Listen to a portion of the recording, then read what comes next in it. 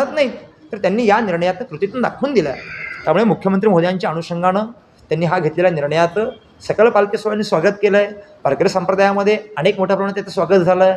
आता एखादा निर्णय घेतल्यानंतर त्याच्याविषयी काही चांगल्या प्रतिक्रिया येतात, काही चुकीच्या प्रतिक्रिया येतात. आता ते समाजमानाचा भागच आहे. पण जे काही गरजू वारकरी आहेत, ज्यांचा लांबचा पल्ला आहे किंवा ज्यांना खरंच आवश्यकता आहे, अशा जवळपास लक्षावधी वारकऱ्यांनी, म्हणजे मला तर परवापासून शेकडो वारकऱ्यांचे फोन आलेत की खरंच आम्हाला मुख्यमंत्र्यांना भेटायचं आहे, त्यांचं अभिनंदन करायचं आहे. का बरं? तर असे निर्णय घेणारे ते पहिले आहेत.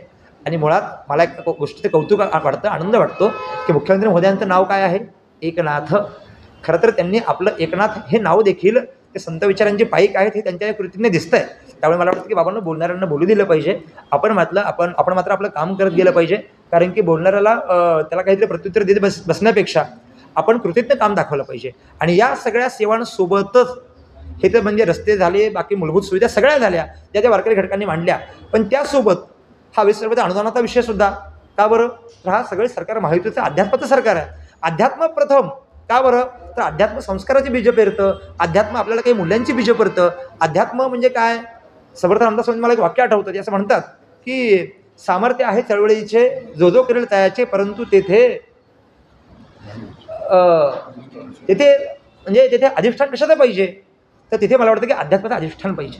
या चळवळीच्या अनुषंगानं जर हे सगळं सरकार हे मला वाटतंय की वारकऱ्यांच्या आशीर्वादानं चाललं आहे. हे सरकार मला वाटतं की साधू संतांच्या आशीर्वादानं चाललं आहे. आणि वारकरी संप्रदाय हा सर्वसमावेशक संप्रदाय आहे. त्यामुळे 18 पगड ज्ञाती बांधव, सगळे विविध समाज, पंथ एकत्रित मोठ बांधण्याचं काम हा वारकरी संप्रदाय करत असेल, तर त्या वारकरी संप्रदायामध्ये प्रवाहित असणाऱ्या सगळ्या वारकऱ्यांची सेवा करणं म्हणजेच पांडुरंगाची सेवा करणं, या मूलभूत मला वाटतं की त्या प्रश्नाच्या अनुषंगानं, या मूलभूत गोष्टीच्या अनुषंगानं मुख्यमंत्री मोदयांनी आपल्याला सगळी जी काही निर्णय घेतले ते घेतलेले आहेत.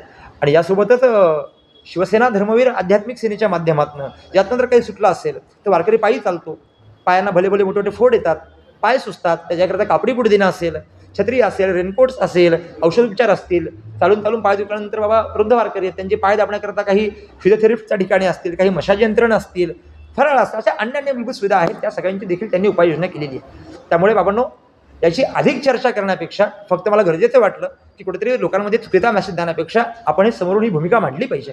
त्यामुळे रोहित पवार काय किंवा संजय राऊत काय किंवा सामना वृत्तपत्रक काय, त्यांनी असे काहीतरी समाजात खोटे नेरेटिव्ह पसरवण्यापेक्षा असं आपल्याला आपल्या सरकारच्या काळात करता आलं नाही.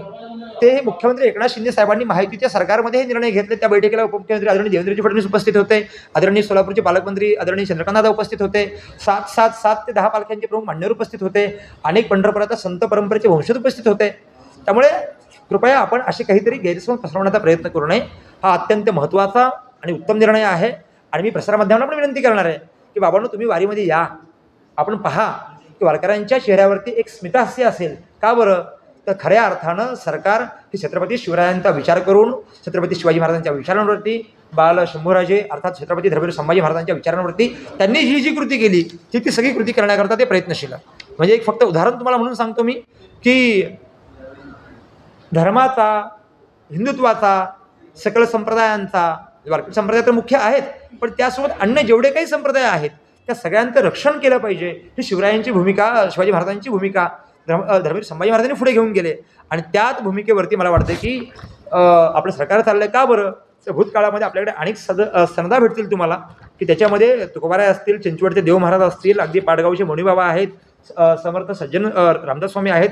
अशा कित्येकांना शिवरायांनी काही ना काहीतरी भेटवस्तू दिल्यात किंवा त्यांना काहीतरी लागेल ते सगळं सहकार्य केलं आहे. हे करून आम्ही काय उपकार करतोय का बरं? नाही. वारकऱ्यांच्या पायाला हात लावून त्यांच्या चरणाशी लीन होऊन आम्ही त्यांना प्रामाणिकतेने सेवा देतोय. वारकऱ्यांना देतोय म्हणजे खूप मोठं आहे का? नाही. आमचं आद्य कर्तव्य आहे. शासन म्हणून आम्ही जर छत्रपती शिवरायांचा विचार करून प्रवाहित होतोय तर वारकऱ्यांच्या चरणी लीन होऊन आम्ही त्यांना काही मदत केली पाहिजे, हे यामागचा मुख्य हेतू आहे. त्यामुळे आणि याच्याकरता तुम्हाला मी सांगू शकतो की जगद्गुरू तुकोबारायांचे वंशज असणारे महादेव बुवा म्हणून होते, महादेव महाराज म्हणून होते, त्यांना देहूचं शीर्षासन जे आहेत ते शीर्षासन देण्याचे अशा अनेक संदर्भ आपल्याला या पत्रात भेटतील. तुम्हाला मी ते देईन अवश्य पुराव्यासहित. त्यामुळे बाबांनो, हा सगळ्या निर्णयाचं मोठ्या प्रमाणात वारकरी संप्रदायानं स्वागत केलं आहे. लोक काय म्हणतात याच्याकडे पाहण्यापेक्षा आपण काय काय सेवा जे गरजू आहेत ते निश्चित याचा लाभ घेतील. ज्यांना याची आवश्यकता वाटत नाही निश्चित नाकारू देखील शकतील, पण ज्यांना लाभ घ्यायचा आहे त्यांना मात्र तो अवश्य घेऊ द्यावा, अशी माझी या माध्यमातून सगळ्यांना एक विनंती आहे. आणि निश्चित हा सगळा संदेश आपल्या माध्यमातून महाराष्ट्राच्या लक्षावधी लोकांपर्यंत जाईल. जी.